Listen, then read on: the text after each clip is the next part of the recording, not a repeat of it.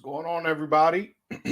We going live here. We're gonna talk about this weekend's fights. Edgar Berlanga is going to be fighting Angulo. Angulo is somebody who fought David Benavidez before, so there'll be a common opponent with David Benavidez. Uh, this is be a good barometer as to where Berlanga is in his career. Can he get him out of there earlier than Benavidez did? Can he perform well? Because honestly, his last fight, I was there live at his last fight against Steve Rose.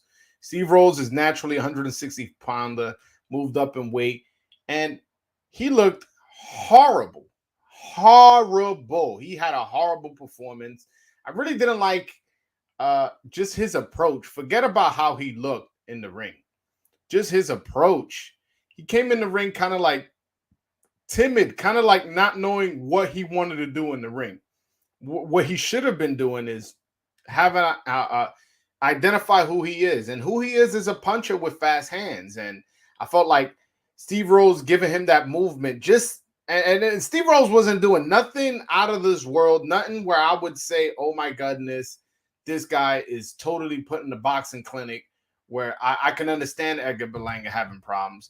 Gave him a little bit of foot movement, and that seemed to trouble Berlanga so much. So he really, really needs to make a statement. He cannot, and believe me, he cannot have this kind of performance he had in his last fight, where people were walking out of the arena in the seventh round. I was there.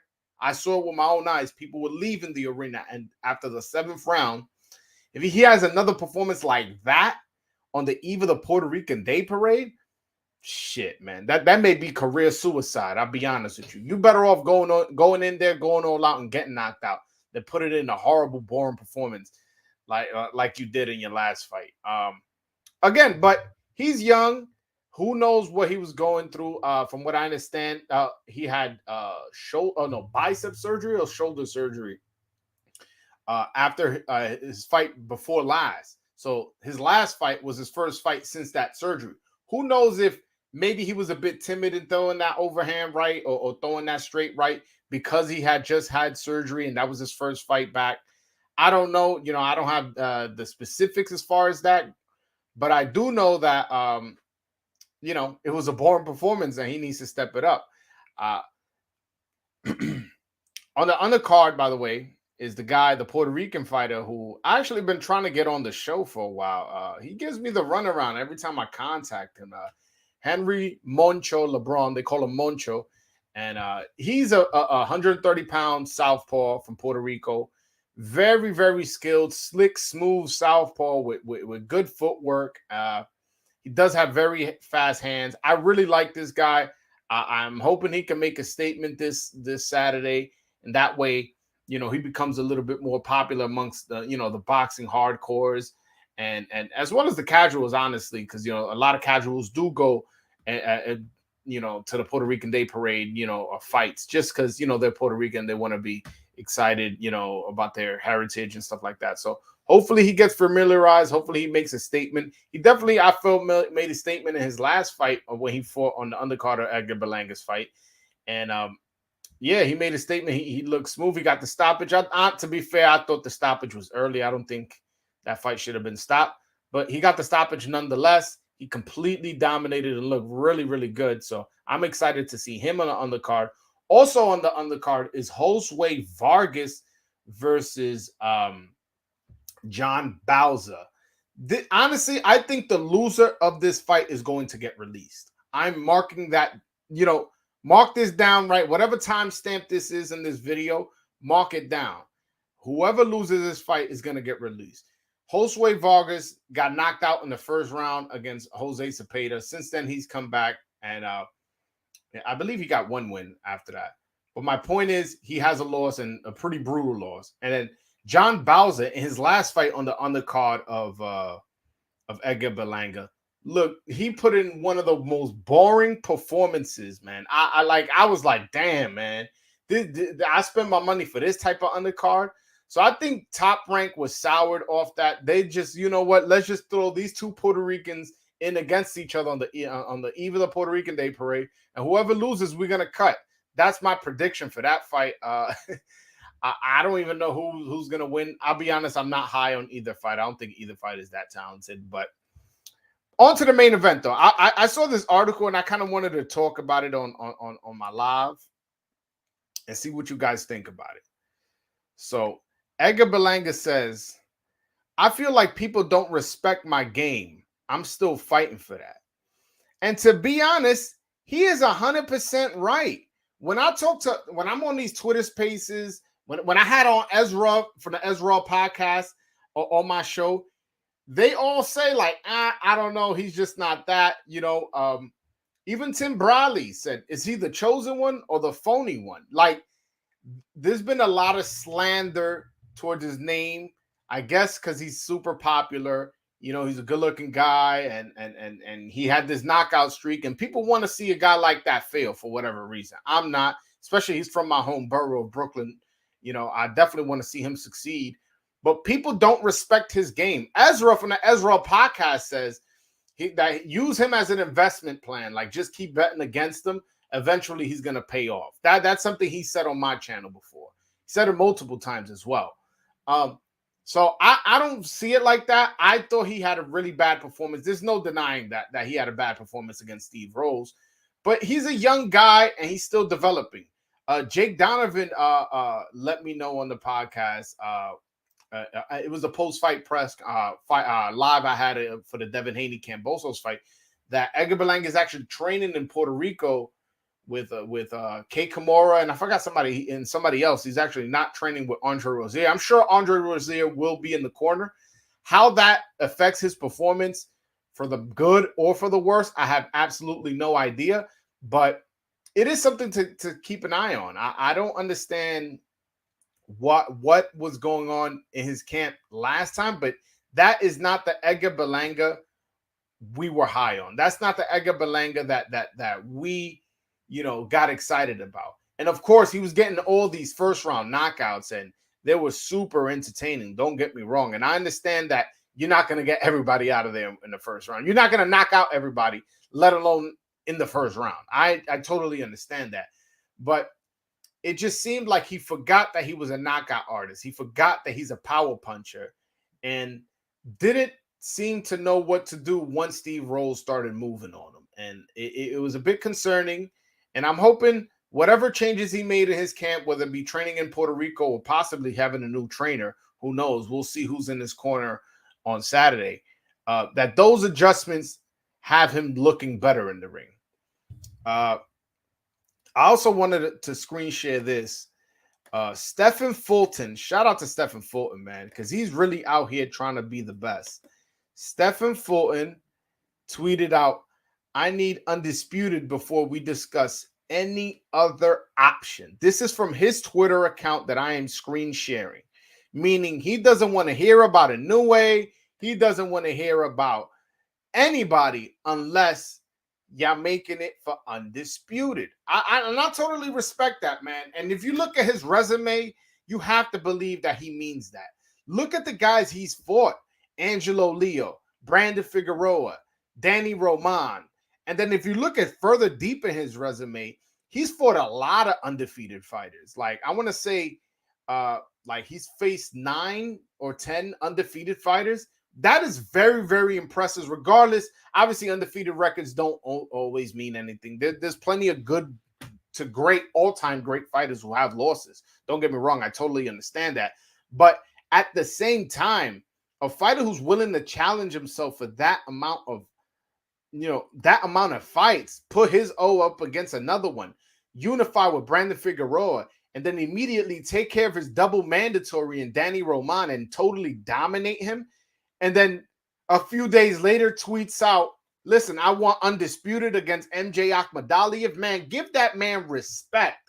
And I definitely want to do that on here. I want to shout out Stephen Fulton, because he is a breath of fresh air in boxing, considering what he's trying to do in this game. He's trying to definitely become a legend. He's trying to become a Hall of Famer. Whether that he's looking at that in the long run or whether he's looking at just being the best right now, that's the kind of path he's laying out for himself. Seeking these challenges are only going to get him more popular and again extend his legacy to further, so he becomes a Hall of Fame. And to be honest, he's on that trajectory. Does he beat MJ Akhmadaliev? I believe so, but that's not an easy fight, and we'll see if the fight gets made. Akhmadaliev is on DAZN. Stephen Fulton's on Showtime. I spoke to Jake Donovan on the show where he told me is most likely that is a fight that can happen. Akhmadaliev is not this huge star on DAZN that they're going to prevent them from going to Showtime. So I would love to see that undisputed fight, and I love that energy from him. Also, I want to talk about Inoue. 1 second. Shout out to Inoue, who also is on his shit just like Stephen Fulton. He goes, Inoue says, if negotiations go smoothly, I would like to fight for the 4th belt. The 4th belt is held by Paul Butler. Now, obviously, Paul Butler is not, a world beater. He's not somebody who I don't think any knowledgeable boxing fan is going to pick to beat Inoue. But that fight would be for undisputed. And you have to respect the man who just got his 3rd belt in the division and wants to get the 4th one for undisputed. And again, the weight class right above him is Stephen Fulton calling for MJ Akhmadaliev to make for undisputed. So let's say, hypothetically speaking, Stephen Fulton becomes undisputed. Inoue fights Butler, gets undisputed at 118. Now, moving up in weight, it'll be an undisputed champion moving up to fight another undisputed champion, making his first defense. And if you look at Stephen Fulton's choices of opponents, you would know that that's not something he would be not open-minded to. He is somebody who has challenged himself throughout his entire career. And again, honestly, I don't see a bigger money fight than that anyways. You know what I'm saying? Inoue moving up in weight to fight for undisputed after just becoming undisputed. That fight, I picture a Japanese government or a Japanese promoter offering up a lot of money to bring Inoue, Fulton to Japan, because Inoue is a huge star in Japan. Stephen Fulton, although he I don't want to say he's not a nobody. He did just fight in Minnesota, and that kind of looks like where they're putting fighters where they don't know if they're going to draw. They just throw them in Minnesota because Minnesota has, that Armory has a really good boxing fandom that a lot of people go out. There's a lot of cheap tickets. I remember I was planning on flying into Minnesota at one point, and the tickets were cheap. So he's not. I say all that to say Stephen Fulton's not a huge star in America. So I can picture Inoue going, all right, we're going to make you an offer to come to Japan to defend your undisputed. And I would love that. And it's something that I think many fans will enjoy. Also, I want to report some unfortunate news in the world of boxing. Well, not in the world of boxing, but for Inoue, on the Inoue topic, is that while Inoue was fighting and unifying his division, I'll just read the headline. Unified bantamweight champion Naoya Inoue's home was burglarized during Nonito Donaire fight. This is horrible news, man. This happens in your country. Your countrymen decide to steal from you while you're representing their country and making them proud and fighting for them, and you go into a guy's house. And so allegedly what was stolen was jewelry and expensive bags. And, Inoue is somebody who literally take punches in the face for a living. He literally had his eye socket broken by Nonito Donaire. And that's the way he makes his living. So for somebody to go into his house and steal, knowing that that's the way he makes his living, man, you a real piece of shit, bro. Like, you a real piece of shit. Especially, again, a guy who's out here representing your country and bringing notoriety to the country. And that's the type of shit you do for your sportsmen. I'm really disappointed as to whoever that person is, man. Hopefully they get caught. Allegedly, it was 2 men who stole that. Authorities have not apprehended anybody, but let's hope with cameras and the neighborhood. Maybe they saw something, somebody said something, called the cops, and hopefully they get caught and he can retrieve his valuables. Also in the world of boxing news, I want to report is Danny Garcia will be making his comeback July 30th in a triple header against Jose Benavidez. So on the undercard, it will be Adam Kaunaki versus hold on, let me get the guy's name.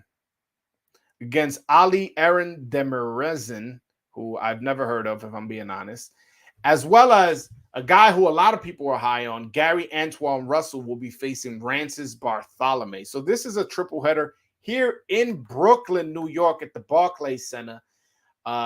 So the Barclays Center seems to be like Danny Garcia's home, away from home. He's someplace where he's made a name for himself.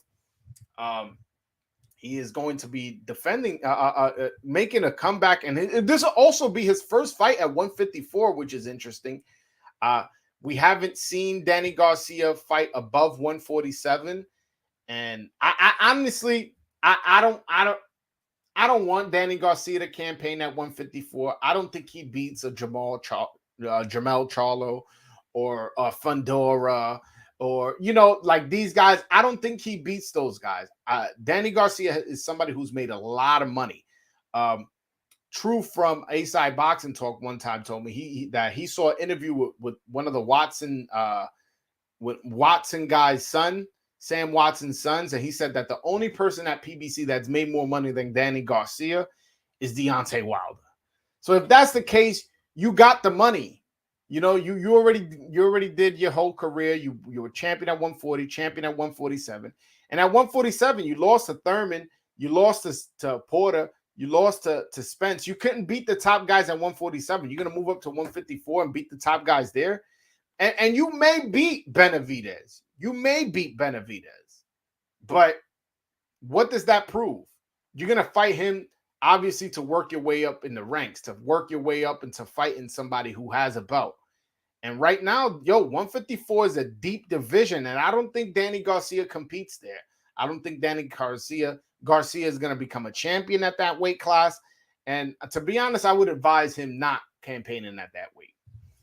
Also, I want to report some news. Not that you guys care, because this I certainly don't care. Is Jamal Charlo suffers back injury, middleweight title fight versus Magic Sulecki postponed. So this is a fight positively nobody was excited for. But the fight is postponed for those who care. I will not, and also this will end the news cycle with this last article, and then I'll open up the phone lines to see if anybody wants to call in or if anybody wants to chat, wants to give me some topics that they want to talk about. Damn, I should have turned the AC on, man. It's hot as hell in here. All right, so De La Hoya says, can't wait to sell Golden Boy Promotions. I'm sitting on $1 billion company. What is De La Hoya doing, man? What's wrong with Oscar? Something's wrong with Oscar. Even if that is your thought process that you do want to sell your company, why would you announce that to the media? If I'm a fighter, you think I want to sign with a promoter who's waiting and wishing to sell his promotional company? And then on top of that, did you guys see Oscar De La Hoya tweet? He thinks that Gervonta Davis versus Devin Haney is the most exciting fight in boxing. Bro, you got Ryan Garcia on your roster. Why would you say that? If I was you, I would say William Zepeda, Jojo Diaz, Ryan Garcia knocks all of them out. When you were promoted, you got to promote, man. What are you talking about fighting? That Gervonta Davis versus Devin Haney is one of the most exciting fights in boxing. And to be honest, it probably is not, because Devin Haney is not an exciting fighter. He's a good fighter. I'm not particularly a fan of him, but definitely not an exciting fighter. Tank, obviously, he's a big knockout artist, and for sure when he fights, people come out and he provides power that most lightweights don't provide. But I don't see that as the most exciting fight in boxing, let alone in the division. To be honest, You easily could have said Ryan Garcia versus Tank Davis is the most exciting fight in boxing and have a more legitimate case of that statement than Devin Haney versus Tank. Because at least with Ryan Garcia and Tank, those are two power punchers. Those are two really, really fast fighters. And you promote one of them. So it would be an appropriate tweet to tweet out. I don't know what's going on with De La Hoya in his personal life, but some of the things he be saying, some of the things he be tweeting, he be bugging the fuck out, man. So hopefully he gets help. I'm going to open up the phone lines for anybody who wants to call in. And I'm going to pin the link to the top of the chat. Anybody wants to call in, discuss any of the news, as well as this fight this Saturday, with Berlanga and Angulo, we can definitely do that. And yeah, we can have a boxing conversation. Hold on, let me pin the link to the top of the chat. I already posted the link in the chat, but let me pin it. Also, I'm going to talk about Javier Fortuna. Looks like he's going to be coming on the show very soon. I have not discussed a specific date, but I'm really excited to have Javier Fortuna, former world champion. Also somebody who has a fight coming up with Ryan Garcia. Javier Fortuna is like it's whatever you want to say about Javier Fortuna, whether you think he's a talented fighter or not. I'm not even going to debate you on it. We're not going to debate if he has power. That shit is legit. So if there's absolutely positively any questions about Ryan Garcia's chin and Fortuna lands, that's the test right there. If Ryan Garcia is still standing after he gets crushed by an overhand left from Fortuna, then that means he has a solid chin. Because Fortuna is definitely somebody who has power. I've seen him knock out guys cold. I've seen him knock out guys, to the body. He's knocked out guys in several different ways. I'm a fan of him for sure. He's my Dominican brother, and again, he has a big opportunity here against Ryan Garcia. Randy is asking who you got, Garcia or Benavidez? I think Benavidez takes it. I honestly, I don't know because one, I don't know how much Garcia has left. He's coming off a long layoff, and two, Benavidez, he won his last fight, but let's be honest, dude. Did he really win? Like, be honest. I don't think he won that fight. So I don't know how much Benavidez himself has left, but he is the naturally bigger fighter. He's taller. He's fresher, whether you thought he won his last fight or not. He did just fight recently, not recently, but not too long ago, while Danny Garcia is coming off a long layoff. I don't know who to pick. Like, that's not a fight I would bet on, by the way. Like that's a fight, you just go and you watch it and you see how it plays out. But I don't know who to pick. I would pick Garcia just because he has more pedigree to him. He's been in there with Amir Khan back when that meant something. Been in there with Matisse and Spence and Porter and Thurman. He's been in there with a lot of guys and has a lot of experience. Benavidez has only been in the ring with Crawford. That's as far as his experience, and he got knocked out, and didn't look good in his last fight. I thought he lost his last fight. Has been shot in the leg where that changed the trajectory of his career, where he was looked at as a hot prospect, and then once that happened, kind of like things slowed down for him. I don't know who it is an interesting fight. It's a crossroads fight, somewhat of sorts. Danny Garcia, again, somebody who couldn't really compete at 147, is trying to test the waters at 154 against a guy who not many people are high on, but I don't think anybody would say Benavidez is a bum, although he didn't look good in his last fight. So that's the way I look at that fight. By the way, if you guys want to call in, the link is pinned to the top of the chat. Feel free to click that link and call in. We can have a boxing conversation.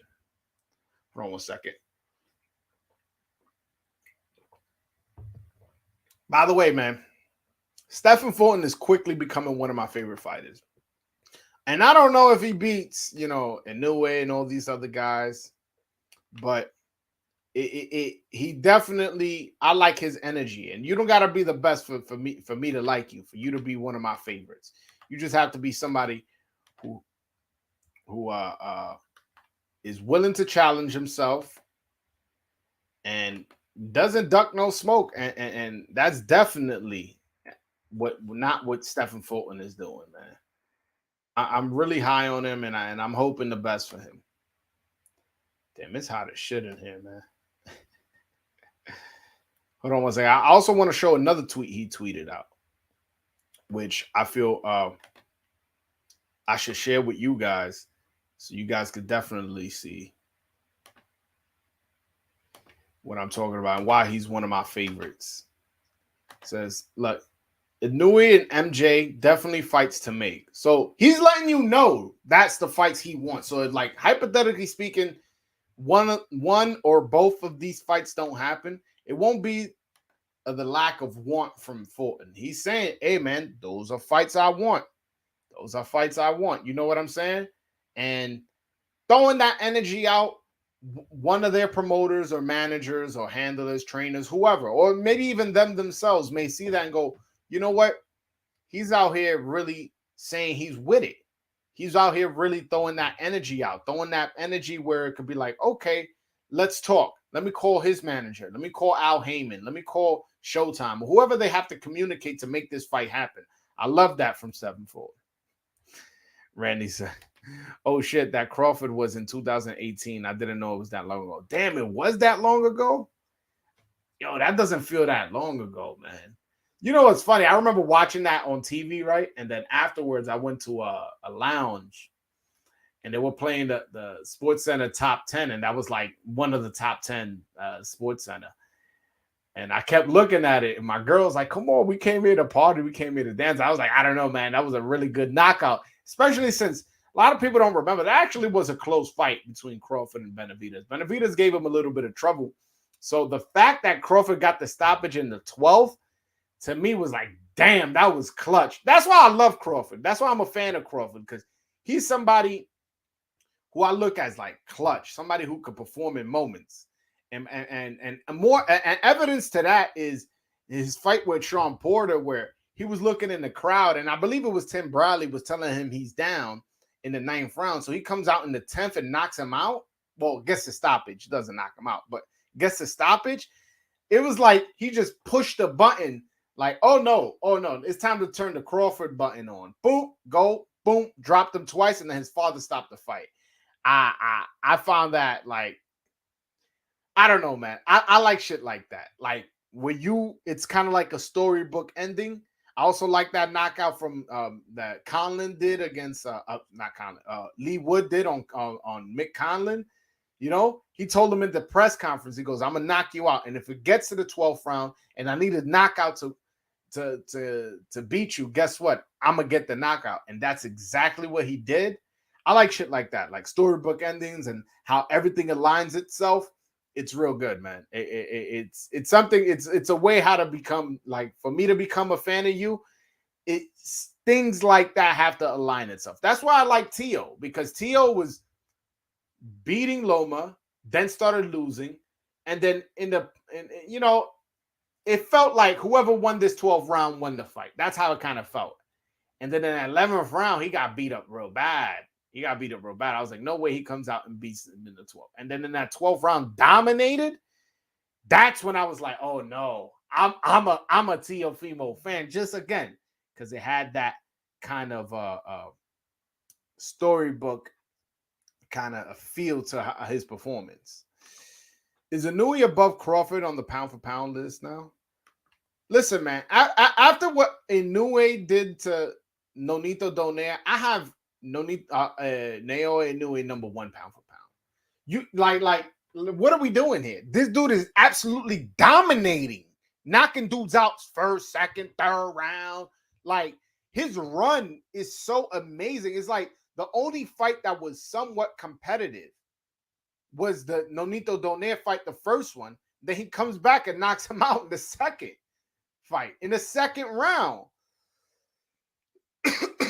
I would have to say that Inouye's number 1 pound for pound. I think if let's say everybody was a cruiserweight. I would pick Inoue against Crawford. I would pick Inoue against Usyk. I would pick Inoue against Spence, and I would pick Inoue against everybody. I think he's number one pound for pound.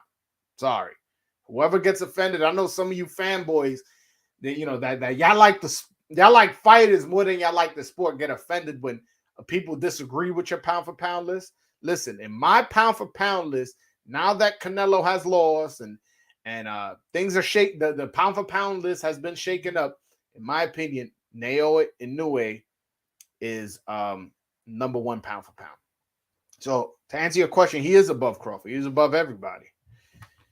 What do you think of Haney? Honestly, I'm not a Haney fan. I don't like his style. I do think that he can be roughed up. I've seen him get roughed up against Jojo Diaz and Jorge Linares. I did pick against him, to be fair, against Kambosos, and he did win. But again, like how he won, it was very unimpressive. It was dominant, but it wasn't necessarily impressive. I just can't picture him beating Ryan Garcia, Tank, Tio, Loma. I just can't picture it. And I could be wrong. But I'm not that high on Devin Haney, to be honest with you. He is undisputed, though. He is undisputed, so he does get full credit. He does deserve respect as well. Especially he went to Australia to get that belt. This man Inoue is like 17-0 in championship fights and all wins by knockouts. That's amazing. Well, not all wins because he did go to decision with Nonito Donaire the first time. But again, he righted that wrong emphatically by getting a second round knockout in the rematch. And this is after Nonito Donaire got a belt. So it's like, it wasn't like he just, got the rematch and like, oh yeah, just because I got a decision. No. Nonito Donaire went, recalibrated, got a belt, came back for the rematch, and got his ass knocked out in the second round. Have a guest caller. C Math, what's going on, my brother? How you doing? The attorney back? How are you? I'm doing well. Yo, man, why did Nonito Donaire put himself through that again? Because let's keep it a buck. The first fight, if Inoue wanted to be evil about it, he could have really ended his career because you remember he got hit with that body shot and Inoue let that dude rock. Anyone else would have hurt Donaire and try to end him. I mean, no, the thing I understand. I got. I'm sorry to cut you off. I understand Donaire recalibrated and he somewhat got his groove back. But Nordinu Bali isn't Naoya Inoue, and he never will be. Raymar Caballo, as good as a fighter he was to get to that position, will never be on that same type of level as Inoue. So at the end of the day, those were two, fights that, things. You got caught in the matrix. You're breaking up, bro. Yeah, I don't know what happened to your mic, but yeah, I don't know. I'm gonna have to let you go. Call back when you're in the better service. You breaking up, my brother. But to answer your question, why would he put himself through that again? Well, Nonito Donaire is a power puncher, so power punchers always feel like they have a chance. Always. They always feel like all they need to land is one. And also, you got to remember in that Inoue fight, although Inoue won, just convincingly, it wasn't no doubt as to who won the decision there. You got to remember, Nonito Donaire broke Inoue's orbital bone. You get what I'm saying? He easily could have stopped Inoue in that fight. Easily, like, who knows? His father could have looked at that eye and go, yo, man, it's too bad. I got to stop it. Or he could have broke the other orbital bone. Or who knows? Anything could have happened. The doctor could have stopped it. So when you're a power puncher, you're always going to be confident that you're going to win. You're always going to be confident that, it only takes one. And for Nonito Donaire, that's actually not out of the realm of possibility of happening. Landing one shot and breaking a guy's orbital bone or knocking him out or breaking his jaw, breaking his nose, and the doctor having to stop it isn't out of the realm of possibility. So I do understand why Donaire wanted this challenge for himself and why he went to Japan and try to get a rematch and try to right a wrong that happened in his career. But I'm also not going to, I didn't think he had a chance, and the results were he didn't have a chance. But I'm not going to criticize for challenging himself. I'm not going to do that. I'm not going to be like, oh, why would he do that? I mean, one, he's getting paid. Two, it's a good opportunity. And three, he's a power puncher. You never know when a power puncher. You could be losing all 12 rounds, and then in the 12th round, you score a knockout and you knock him out cold. So yeah, I think that's why Donaire took the fight. I think Donaire just feels good for his age and wanted to see what he could really do. Yeah, man. And he had a bout. You got to remember, I understand. What's his name? The guy he beat, Gaballo. It isn't Inoue. I believe me. I totally understand that. But it's a belt nonetheless. And he wanted the opportunity. And again, any fighter with two hands has a chance, especially with a big puncher like Donaire. What up-and-coming fights are you looking forward to? I'm really, really, really looking forward to Artur Beterbiev versus Joe Smith. That is a fight of the year type fight. I am going to be there live and direct. I have my ticket. I don't need to buy it. I'm not trying to save up. I got my ticket. I'm going with my brother. That is a fight, whether I was going to or not, I was going to be excited about. And again, that's not this Saturday, the Saturday after that. So that's a big fight. 3-belt unification in the light heavyweight division. Also a lineal defense for Beterbiev, who's the lineal light heavyweight champion. That fight is somebody's going to sleep or it's going to be fight of the year. It's either going to be knockout of the year or fight of the year. Like, I'm drooling at the mouth just at the thought of this fight. I'm really, really excited for this fight. And let the best man win, man. I'm not even going in there with I'm gonna be rooting for Smith or I'm gonna be rooting for Beterbiev. I'm not even going with that mindset. I just want to see a good fight, man, or good knockout. This is absolutely positively impossible to be a stinker. Like, if you have a friend that's a casual boxing fan and they only watch the big fights or they don't watch boxing at all, invite them over for this one. Just be like, yo, just give this one fight a chance. I never do this with you. Give this one fight a chance and come watch Beterbiev versus Smith. And I dare you to not be entertained. That's a fight I'm like super duper excited about. I'm not excited about. I'm super duper excited about. I'm also excited about that card on the Zone. I believe it's the week after Smith Beterbiev. Boxing is in a great space. We're in the golden era. But I sound like a broken record. I'm actually really excited about that. You got Ban versus Rungvisai. You got MJ Akbadaliev. Who else is on that card? Jessica McCaskill. There's a few fights I can't name off the top of my head, but it's a really long, deep card. And that should be a very, very entertaining fight. A very, very just card from top to bottom. I'm super excited for that one.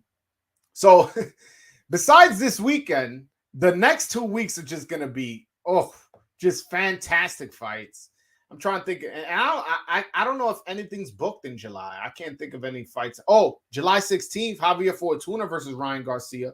That's going to be, I don't want to say it's going to be a good one, but it's definitely not going 12. You know what I'm saying? Ryan Garcia is a power puncher. He has been dropped by a southpaw too in Luke Campbell.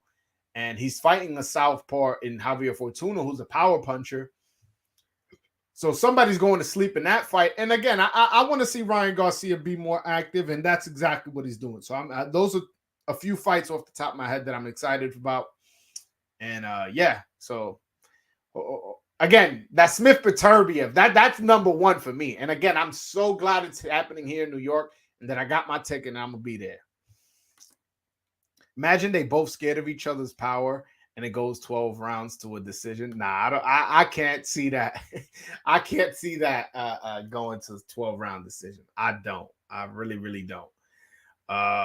Shit, man. We've seen Joe Smith knock out, Bernard Hopkins throughout the ring. It was an older Bernard Hopkins, but still, we've seen him knock out Alvarez. And also, we look what Beterbiev did. He's only, I believe, he's 17-0 with 17 knockouts. And that last fight with Marcus Brown was that was just a brutal, nasty beating he gave Marcus Brown. Battered him to the point where Marcus Brown pretty much quit. He took a knee, waited to the count of 10, and then got up. To me, that's quitting. I had John Scully, a former, I believe it was a light heavyweight champ, tell me that, it's not good to call a fighter a quitter and this and that. I'm not saying he's a quitter, but in that instance, he definitely quit. He was trying to tell me that, hey, you don't know what a fighter going through in his body. But to me, if you wait until the count of 10 and as soon as it hits 10, you get up, that lets me know you quit, man. So no disrespect to Marcus Brown, but the truth is the truth. Guido, what's going on, my brother? Call in, man. Call in. Link is pinned to the top of the chat. Yeah. Nice. Thanks. I didn't even know those dudes were fighting. Bro, I feel like that fight doesn't have the amount of excitement as it should. Arthur Beterbiev versus Joe Smith. I don't see it playing out any other way than fight of the year or knockout of the year or whatever. Like, even if it doesn't win either of those two awards, but definitely a contender. Like, all right, no, I don't think it was fight of the year. I don't think it was knockout of the year, but it was like the third or the second ranked one. I can't see it playing out any other way. I'll be honest with you. Also on the undercard, Robesi Ramirez is be fighting Abraham Nova, which, it looks like Top Rank is trying to get out of the Robesi Ramirez business, throwing him in with Nova. I like Nova. He's a Puerto Rican guy. He has a mask guy. He has his orange or blonde beard, whatever you want to call it. And I like him as a character. And it'd be an interesting fight. The winner of this fight definitely takes a big step up in terms of importance for Top Rank. So I'm looking forward to that. I'm really, really looking forward to that undercard. I'm trying to see that's the only undercard fight that I'm aware of. Let me check right now, see if anything is on BoxRec for me to get excited about or to even talk about, because excuse me. Hold on one second. Because I'm going to that fight. So even if something's off TV, I really don't care, because I'm gonna be there, so I'm gonna watch every single fight. Now, right now they only have the main event, but I do know on the undercard, Robesi Ramirez, the gold medalist who beat Shakur Stevenson, by the way, the Cuban, he's gonna be fighting Abraham Nova, the 126 pounder. Last fight I went to was Mikey versus Sergey Lipinets. Glad to see a card full of championship fights. Yeah, man, you lucky for going to that one in the zone. That Bam Rungvisai fight. That card is stacked from top to bottom. I actually saw Mikey Garcia fight live as well. I've seen him fight Orlando Salido. That card was stacked. It was Roman Martinez versus Juan Carlos Burgos, Triple G versus Gabe Rosado, and Mikey Garcia versus Orlando Salido. That was the card I went to at the Little Room in Madison Square Garden.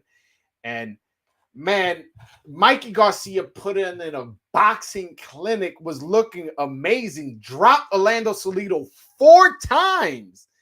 And then Orlando Salido headbutt at one point. I want to say it was the 9th or 8th round. Headbutt Mikey Garcia, broke his nose, and the fight had to be stopped because of that.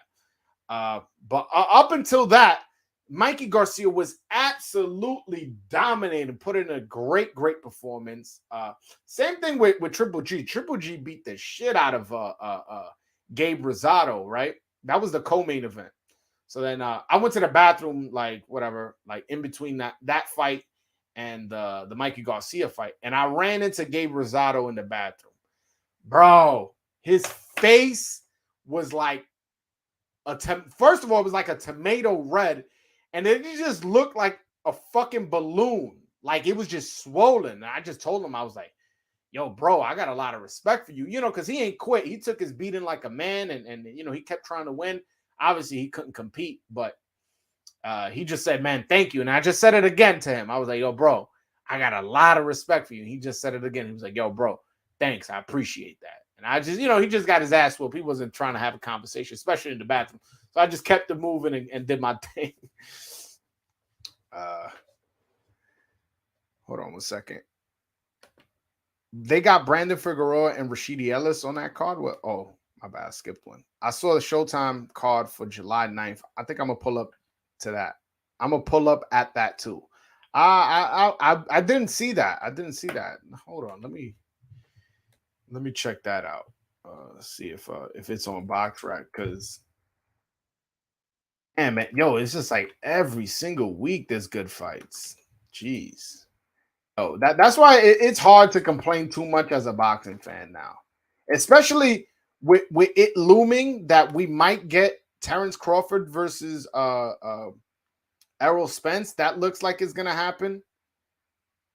Us Americans, Americans, you hear me?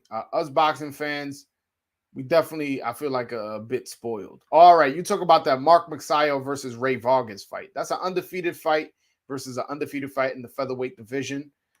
And you telling me they also got Brandon Figueroa and Rashidi Ellis fighting in separate fights? That's a stacked fucking card.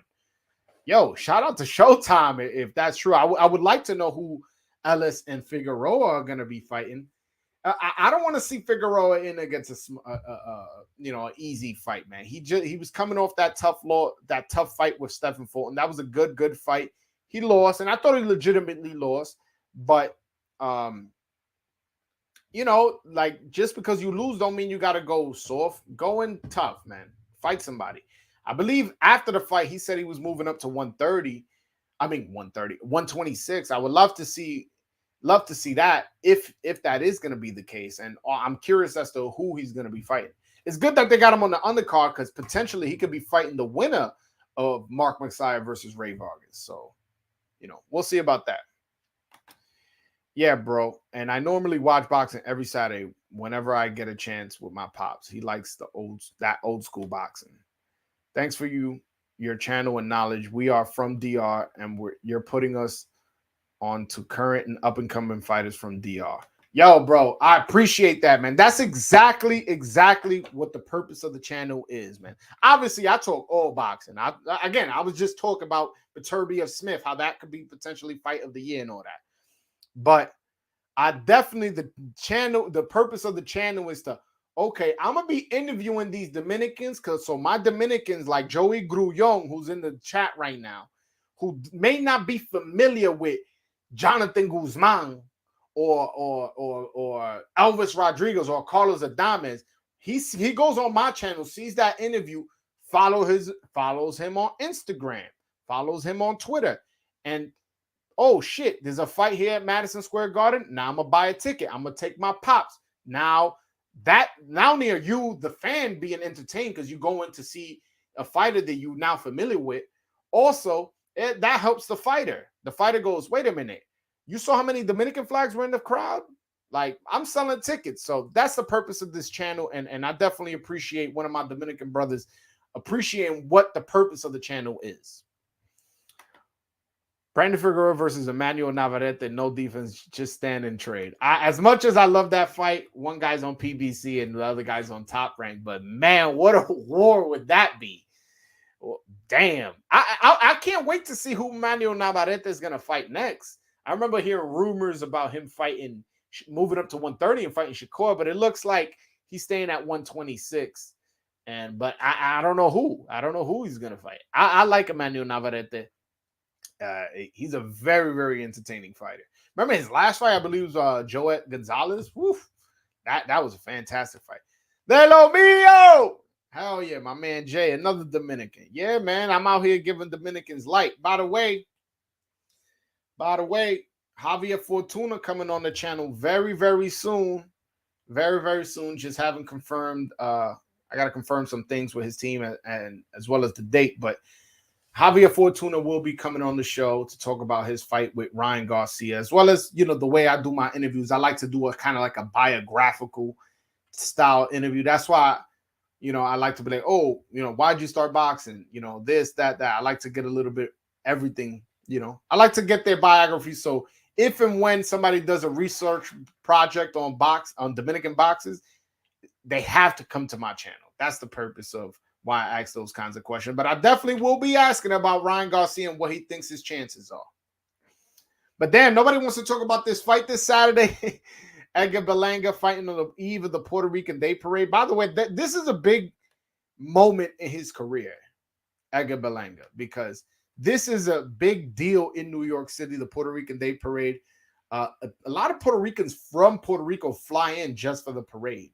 A lot of Puerto Ricans who used to live in New York or from New York, but now live in Florida or Connecticut or Jersey or, Long Island or wherever, they make sure to take that drive or that flight back into New York for the Puerto Rican Day Parade. And while they're here, they'll be like, you know what? Let me catch a fight. So this is a very, very important fight for him, and him looking impressive is again, I don't know how to stress the importance. No Dominicans are beating Garcia Broadway. What Garcia are you talking about? Oh, Ryan Garcia. Hey man, I listen. I'm not gonna root against my Dominican brethren, but it's a tall task to beat Ryan Garcia. I'll be honest with you. He is a power puncher. He's young. He's fast.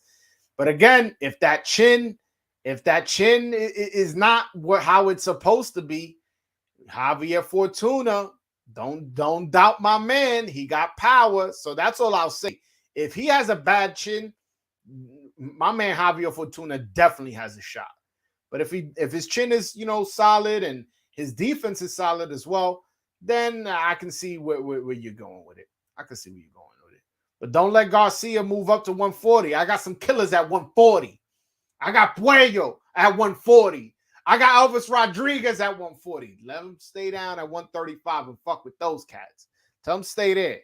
He got unfinished business there. This is Berlanga's my chance to show he's prime time. Yeah, this is last chance. Yes, this is his last chance because his first main event was sold out. I was there. I remember walking into Madison Square Garden and seeing the sign, the light go sold out. Edgar Berlanga versus Rose. I remember I was like, "Ooh, this is a movie, man." Shit sold out. I got a ticket in my phone. You know what I'm saying? I'm excited. I'm walking in.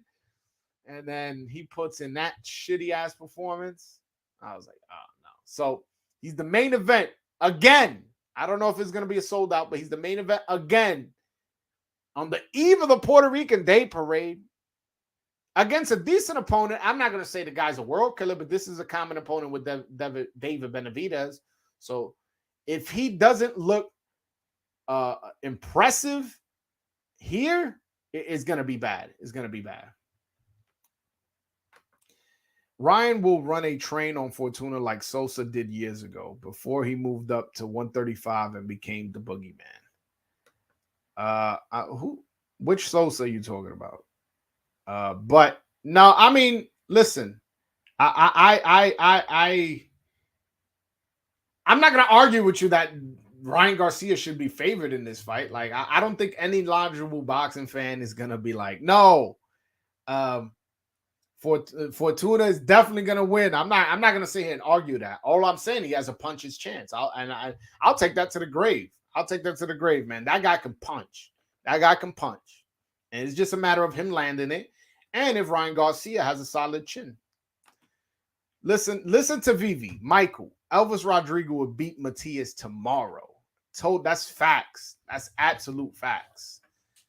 Oh, all right. We got C Math back here. Hopefully he got off his cricket phone. I'm still on the same cricket phone. I just sound a little better. You feel me? Yeah, man. So you were breaking up heavy.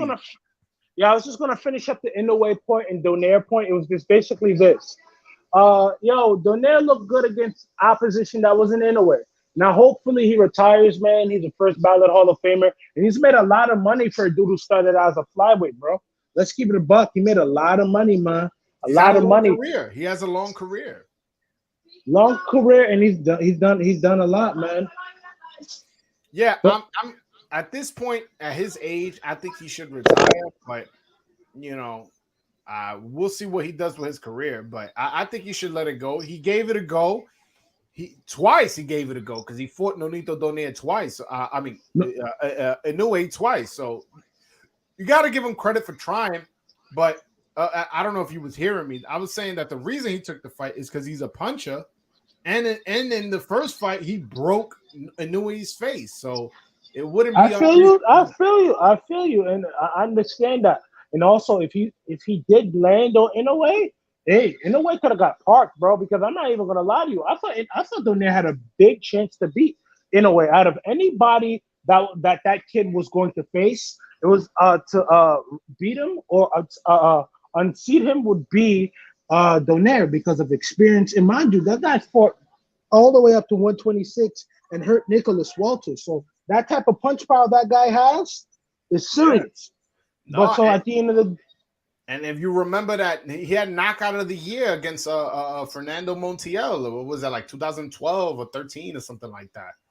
The guy can punch, and when you got that kind of power, there's a certain level of confidence that you have, especially when, coming off that knockout of Ubali. You know, he's knocking out young dudes now, so he's like Ubali ain't in a way. And remember he's a puncher who hurt Inoue before, so that's why he had the confidence why to take the fight. Again, he gave it a go. He lost, but hey, man, like I feel you, but you have to understand it. Understand this. In a way, with a broken face, late in that fight, hit him with a rib shot. That if he was more spiteful, Donaire could have really got hurt.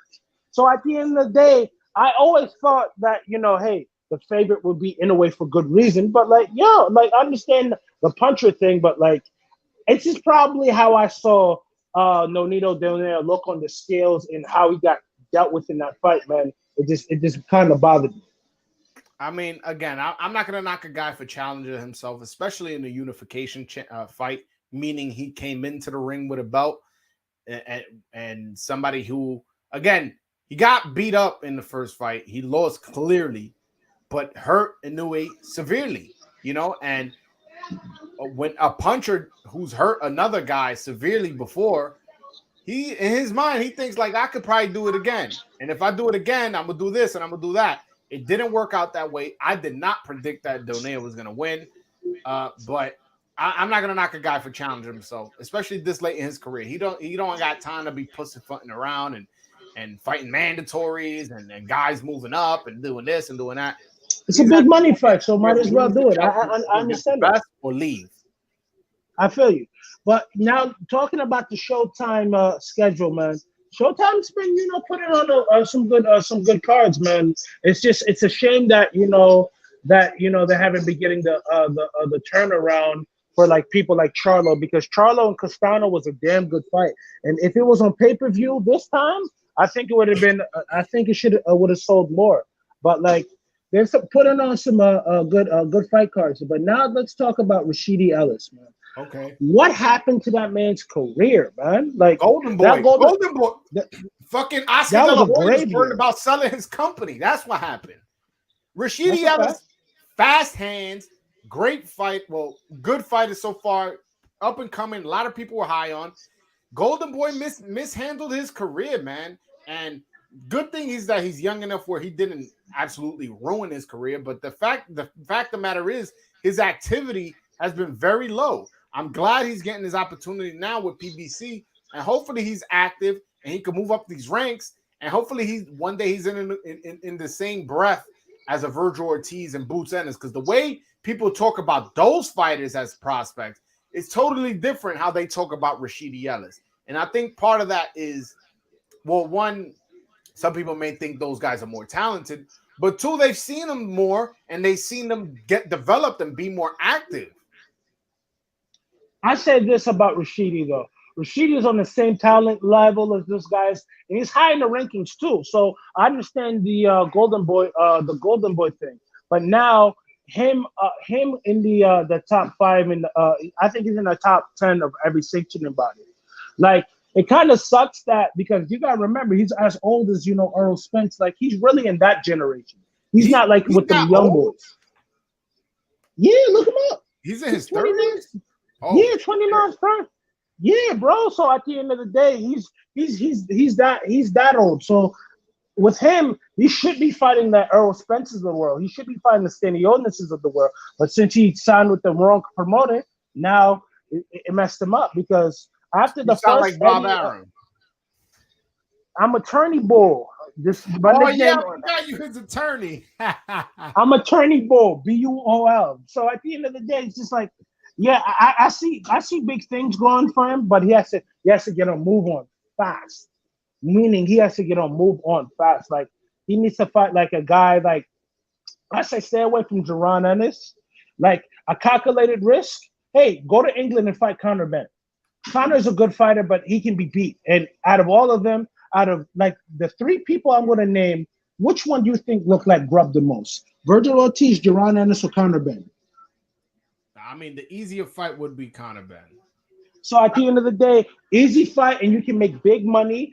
You know, Eddie's playing out the ass. Eddie giving everybody money, so might as well, Yeah, go to England. I mean, the guy hasn't fought in 2 years, so I wouldn't just throw him in, And then the time he fought before that, he hasn't fought in 2 years, and that time he was coming off a 1 year layoff. So the guy has been chronically inactive. I just looked up his age, by the way. He's 29 years old. For whatever reason, I thought he was 26. But yeah, you're right. He is at an advanced age, and he needs to be moved quickly. But throwing him in on foreign soil off a 2 year layoff against Conor Ben, I think it'll be a recipe for disaster, to be honest with you. Especially after just signing with PBC. Yeah, I feel you, but at the end of the day, let's look at it like this. If you got signed to PBC, you can go the regular PBC route or you can go the Danny Jacobs route.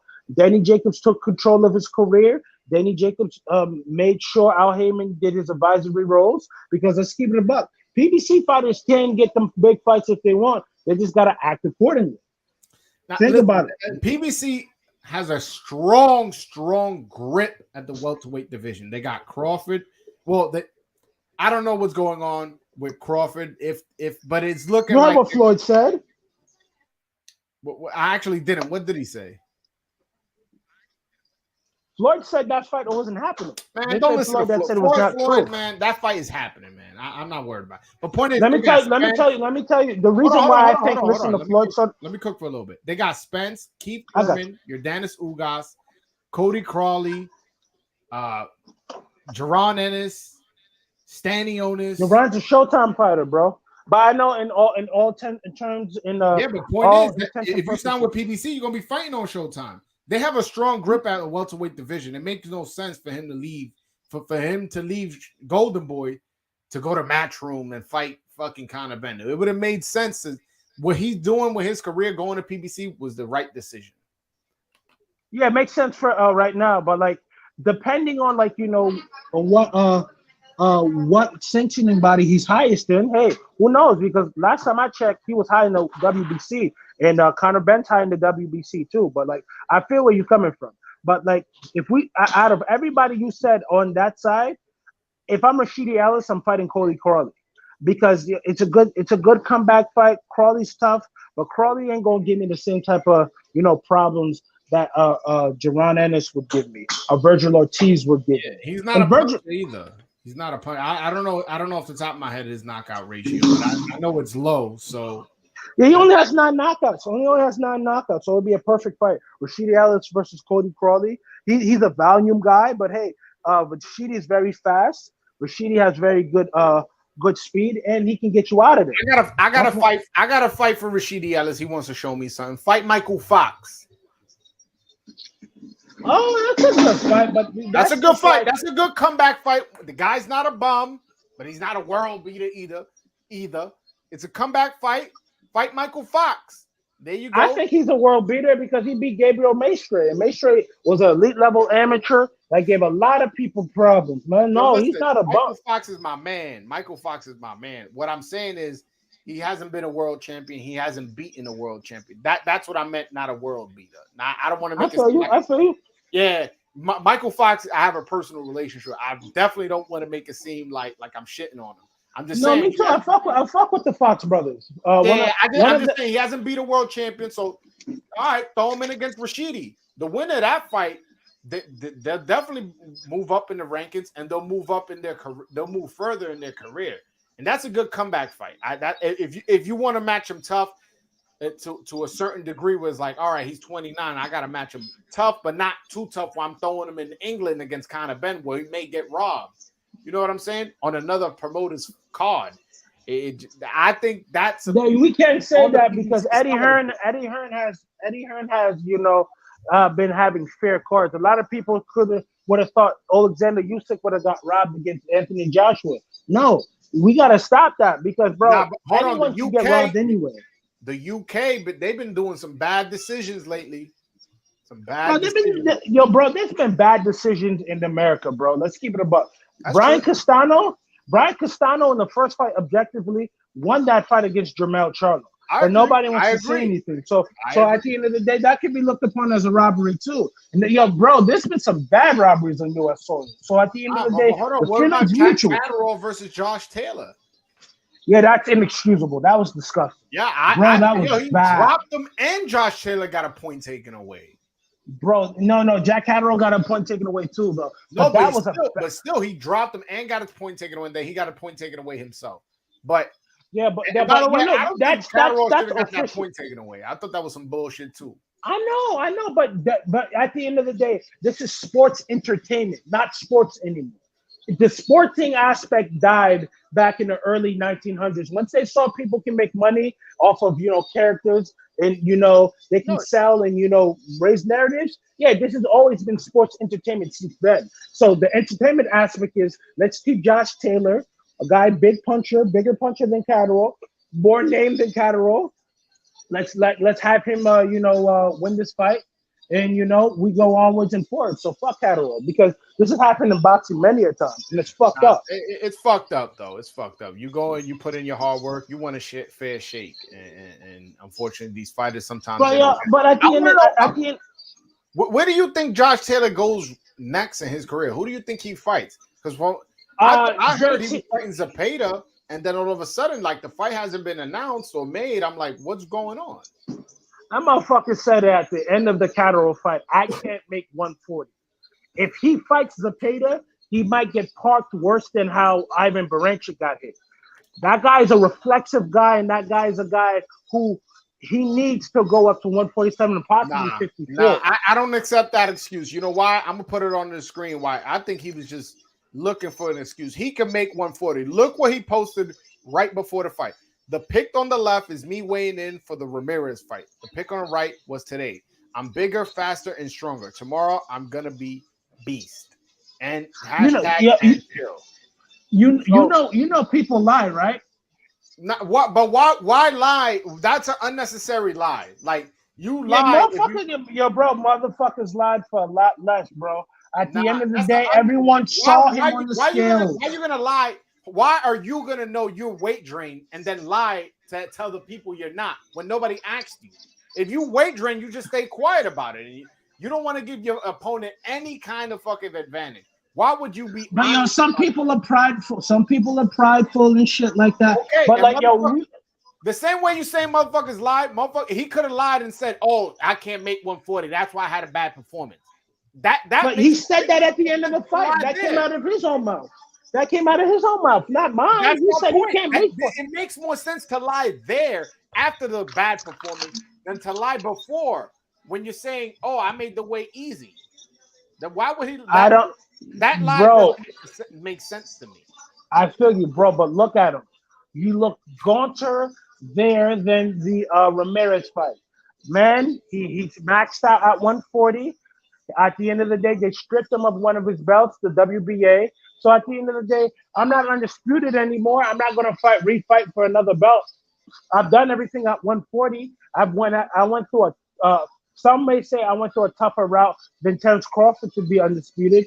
Why would I not just go up to 147? At the end of the day, let me ask you this. I'm glad you walked yourself into that argument. You talk about why doesn't he move up to 147? I just laid out how PBC has a full grip on 147. I feel you. He's gonna move up to 137 and fight who? I feel you, but this is when you get into your team and you start talking talking to your promoter. You as a fighter have a right to talk to your promoter and say, this is how I want to be promoted. Fuck all the dumb shit. No. You know that. He moves up to 147. Who is he going to fight? At the top rank side, nobody. But hear me out. Like I said, my retort to you was this. If I'm Josh Taylor, I'm going to have to sit down with Bob Arum and say, hey, you sent Jose Ramirez to get that money against Maurice Hooker. You sent Felix Diaz to get Felix Diaz was sent to us. Al Heyman is not going to put one of his champions or one of his up and coming prospects against Josh Taylor. He's just not. But I feel you. But at the end of the day, Josh Taylor's not in an advantageous position. So I feel you on that, but like I look at it from this perspective. Yo, listen, 140. Look, they got Teofimo who just moved into the division, and they have like kind of like a rift between them, so that fight makes sense. They have Jose Ramirez in case for a rematch. They have Jose Cepeda. They have options at 140 for him. At 147, they got nothing for him. I feel you, but if I'm Josh Taylor, and they have Devin Haney, who's now with Top Rank and possibly moving up in the near future. I feel you. This is what I'm saying. I know we talking about money, and we talk. This is where us fans and us fighters, this is when shit gets kind of dangerous, and this is when people got to start thinking logically and for their safety and their health. I understand there's a lot of money at 40. I understand there's not a lot of economic opportunity at 147. But I seen Teofimo Lopez at 135 when he wasn't functioning properly because his body wasn't working with him in accordance to what he wanted to do. So at the end of the day, that's the disconnect we having. I don't believe that he was weight drained. I think he just had a problem with his slick southpaw and Jack Catterall. I think that's what happened. He had problems there. He fucking was like, damn, how do I excuse? Who's slicker? Regis Pro? Who's slick? What was that? Who's slicker? Regis Pro? Who's slicker? Regis Prograis or Jack Catterall? Objectively speaking, who makes people people? I'll be honest with you. I can't give you an objective response to that because I've only seen Jack Catterall fight once. And that was that one time. So I can't. I've seen Regis Prograis fight way more times than I've seen him.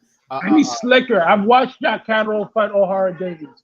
I've watched Jack Catterall fight other people. So he just fought the fight of his life. So I'm telling you this before I get off and start eating this grub.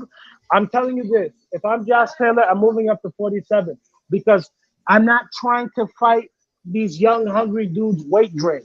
It's not going to be advantageous for me, and I may get hurt. Cepeda's not a young, hungry dude. I feel you. Outside of Jose Cepeda and Arnold Barboza, but Cepeda been knocking shit down, bro. Let's not even play that. Cepeda's been looking rejuvenated. How's Cepeda look against Hank Lundy? I feel you. I thought he was done after that. I thought he was done after that. But think about it. Boxing is what have you done for me lately? And lately he looked great against Josue Vargas. Got him out of there. All right, he got him out of there. One, I'm not that high on Vargas. That's just one. Two, all right, he knocked him out. Like anybody, like first round knockouts are very misleading. Like sometimes, like you just catch a guy clean and there's oh shit, I knocked him out. Would have caught him with a great shot. So it's hard to like really be like, oh man, he knocked out this, this great champion. Top Rank put money behind Vargas, or like Vargas. Yeah, you know why they put money? Because he's Puerto Rican, and they promote based off race and nationality. That's what they do. I feel you, but also he was a Floyd Mayweather fighter prior to. And hey, at the end of the day, you share whatever you want. Floyd does know his boxing. So I feel you. And he let him go. If he was good, he would still be with Mayweather. Think about it. Badu Jack was good. He's not with Mayweather no more. Yeah, but Badu Jack, his career, look where his career is at. He's not like no longer like a big player, But if we keep they had him in his prime years, and I agree, Badu Jack was a good fighter. But let's keep it a buck. Yeah, let's keep it a buck. Badu Jack beat James DeGale, in my opinion, And Floyd, due to Floyd's, Floyd, I don't think Floyd advocated for Badu Jack like he advocated for Tank Davis, because I heard it was riffs in the camp that, hey, Badu would train separately outside of the Mayweather gym because he wasn't with all the bullshit. And it seems like if you don't rock with Floyd program, you're not with the bullshit. Floyd feels some type of way about you, and that's what I think. This is all alleged. These are all subjective thoughts of me, but I'm just saying, back to Jose Zepeda and Jose Vargas. He did beat a guy that was coming up, and you can say whatever you want, but hey, he was undefeated and he was fighting tough guys and he was passing them tests. Some he wasn't passing them tests for A pluses, but he was passing those tests. But I'm just saying this. I'm Josh Taylor. I care about my health. I've made a good enough amount of money. We gotta talk to Bob and see what we can do. Because think about it like this. Why do you think Josh Taylor's so quiet? Because you really think he wants to make 140 again? I think he can make it. Again, I saw an interview before where he gave an interview to Michelle Joy Phelps, where he said he feels great at 140 and he feels he can fight the rest of his career at 140, and that the only fight he'll be willing to go up to 147 is for Terrence Crawford. I literally heard him say that. And now he posted a picture on Twitter. Look at me in Ramirez fight. Look at me in the Catterall fight. I look better. I'm bigger, stronger, and better than ever. Was that? And then loses. Rob gets robbed, wins, but with a robbery, and then it's like, oh no, yeah, it's the weight. It's the weight. Yeah, that's what it is. Come on, man. He's good. He's making that weight, man. If you're right, he can't make the weight, and he's struggling. He's fucking in saunas the day before and doing all that. If that's true, then yeah, he should move up, and then I guess fight the weaker competition of 147 up until he becomes a mandatory for one of the belts. But think about it like this. If that's the case. I think he can make 140 good. All right, man. We shall see. What else is on the docket in terms of boxing? Who's fighting? Is it somebody fighting this weekend? Yeah, Edgar Berlanga is fighting Angulo. And Romer Angulo? Yeah, Romer. That's a good fight. That's a good fight. From Colombia. He actually lives in the Dominican Republic, but he's Colombian himself. And on the undercard, gold medalist Robesi Ramirez, the guy who beat Shakur Stevenson, will be fighting undefeated Abraham Nova from Puerto Rico. So good fights. But hey, Berlanga needs. Oh no, wait, I'm lying. That fight's not on that undercard. That Josue Vargas versus John Bowser's on that undercard. Robesi Ramirez versus Abraham. They're trying to get Vargas the hell up out of there. They're trying to whoever loses that fight. Listen, I made a prediction. Whoever loses that fight will be released by Top Rank, or they will become B-side fighters. Nah, I think they're gonna release him. That would be the second loss for Vargas if he were to lose. And John Bowser had a horrible, boring performance in his last fight on in March. I remember the other Bowser fight prior to that bad performance. He park boy. The dude he parked was a good fighter too. Yeah. So at the end of the day, those are good fights. That's a crossroad fight for both those guys. And before I get off and finish my dinner, I'm gonna say this to you: if Edgar Berlanga doesn't impress, he's gonna be food at 68. I like Berlanga. He's a New Yorker, like both of us. I rock with him. I know people close to his camp. He can train real good. Do I believe he's doing well in sparring? Yes, but I don't know, man. Sometimes some people can't, translate it to the ring. And because let's keep it a buck, he should have stopped Steve Rhodes. He should have stopped him. He should have got him out of there. Yeah. If you really want to keep it G. You being from New York, you know how big a deal the Puerto Rican Day Parade is. If the Puerto Rocks performance like that, like Steve Rose in this fight, that will. Angulo's a good fighter, bro. Angulo's a good fighter. You gotta understand. Just because Benavidez be weight bullying motherfuckers, bro. Angulo fought a guy that's bigger than everybody. I'm telling you, Benavidez goes to 75. Benavidez, you saw how much Benavidez weighed in his last fight? How much? 166 point something. That sounds good. What did he rehydrate up to? Hey, listen, at this that when people say that to me, is like, yo, bro, he made the weight. He made the I weight. feel you, but at the end of the day, my nigga, like if he rehydrates up to like 186 to 190 or some freakishly nasty How shit do you like know? you about I to, don't know how much he rehydrates to be honest. Yo, he missed weight one time, and you guys are being hard on him. but bro, my nigga, look at that nigga. That's a big nigga. Yo, bro. Yo, it takes sometimes, yo, you know, in boxing, bro, you can't just walk through niggas like Lemieux and shit like that. You can't just keep walking through people like on some Jared Hurd shit at 154. You move up to a higher weight class where niggas is stronger and they can compose their guard compose their guard. They're not just gonna be having that. Nobody's just gonna just be allowing you to walk No, but walk through them like that. if you saying he's a weight bully, right? If that's what you're saying, then okay, why isn't he the excuse of him being weight drained not being used?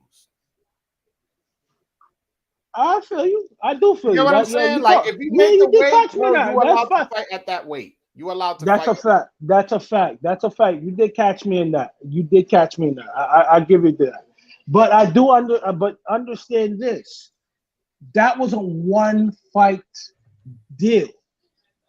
Can he make 166 continuously going on forward? Can he stay away from the cocaine and the booze?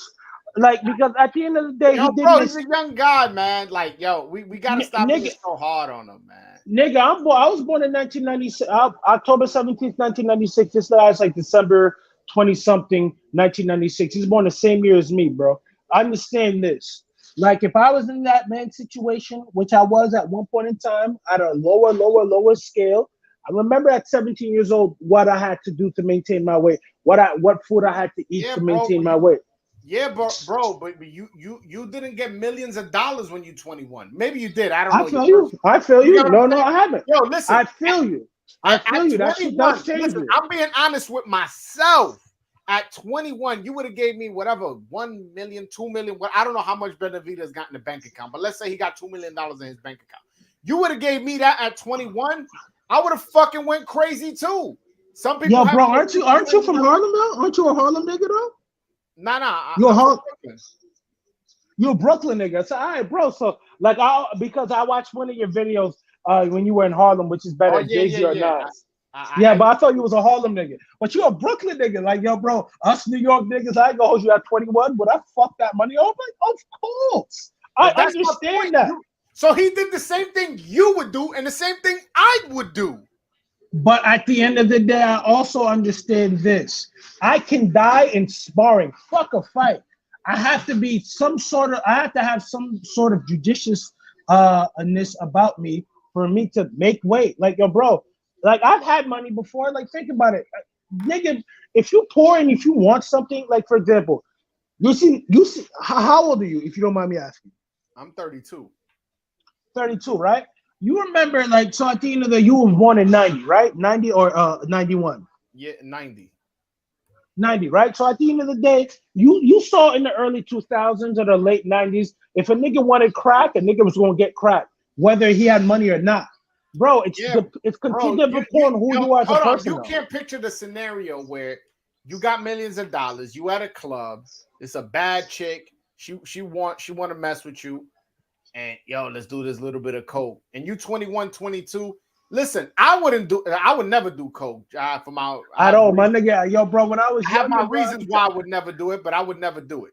And I have my reasons too. I have a story. I've seen niggas do coke and all that good shit. So never was me. Never was me at all. But like my thing is, not everybody is as mature at that age. Not everybody knows what's right from wrong at 21. There's certain things that maybe I would have done with that money that he wouldn't have done, and vice versa.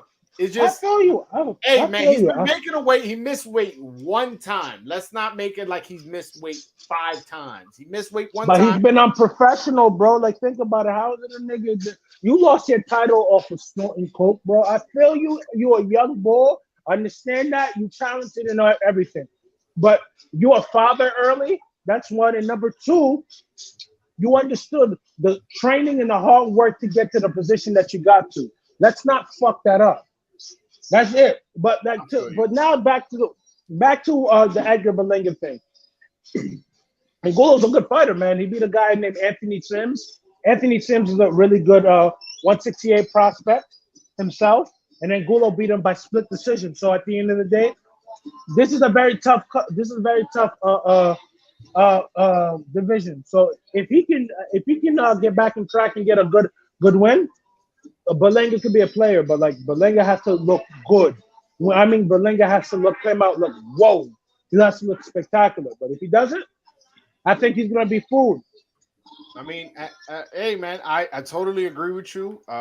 Angulo is an older fighter, also somebody who has been stopped before, and like if Berlanga is who he thinks he is, who the who Top Rank was trying to promote him as, he needs to stop Angulo, not decision him. He needs to stop Angulo in impressive fashion, and then the hype train start over again. But emphatically, he had this is his only shot. But yo, Math, I'm gonna let you go. I'm about to hop off. Peace, brother. Nah, I appreciate you Good calling talking in, to you. man. Definitely at all times, bro. You're always welcome, man. All right, peace. All right, my brother. Peace. All right, guys. Make sure you hit that like and subscribe button for me. It helps me out with the algorithm. But I'm about to hop off and get some food. I'm definitely hungry. And today was a fun one. I actually had a lot of fun today. All right, guys. Till next time. Peace.